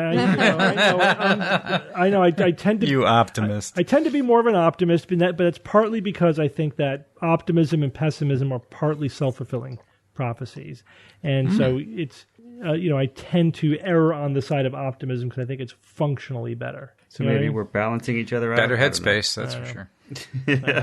All right, good job, Jay. Yeah, solid thanks. Solo win. It just seemed easy, Steve. Yeah. Yeah, I guess who's going first next week? It was a solo win, and you went last, so the other guys failed to persuade you to the answer. Don't act like going last is harder. It's way easier when you go last. Totally. All and he right. still struck out on his own, so that's a good job, Jay. Yeah, it is. But it is hard to good go work, out boys. totally on your own. Good work, boys. I see you guys struggle with that all the time, where you're like, you're the last one to go, and like, should I just go with the crowd? You usually do. Although you usually right when you do that. All right. For a good reason. Evan, give us a quote. I'll give you the quote, and then I'll tell you about who said it in the context, all right? All right. I simply wish that in a matter which so closely concerns the well-being of the human race, no decision shall be made without all the knowledge which a little analysis and calculation can provide. So, I'll tell you first, this was suggested by listener Bruce from New Jersey, suggested this quote, and he wrote, "Hey Evan, I'm reading a book called The Art of More, How Mathematics Created Civilization, and came across this quote from mathematician Daniel Bernoulli as he was applying calculus topics to try and see if vaccines were a good idea for the populace." And we are talking about the 1700s. So I think that's very cool. Yeah, I like that quote. But you do have to put it into context. Yes, that's right. Oh, yeah. Using a little analysis and calculation to decide if vaccines are a good idea. What an idea. Chin scratcher. That might catch on someday. Give it a few hundred more years. Yeah, right. Maybe by the 22nd century we'll figure it out. All right, guys. Well, thank you all for joining me this week. Sure, man. Thanks, Steve. Yeah, Steve. And until next week, this is your Skeptic's Guide to the Universe. Skeptic's Guide to the Universe is produced by SGU Productions, dedicated to promoting science and critical thinking. For more information, visit us at theskepticsguide.org. Send your questions to info@theskepticsguide.org. And if you would like to support the show and all the work that we do, go to patreon.com/skepticsguide and consider becoming a patron and becoming part of the SGU community. Our listeners and supporters are what make SGU possible.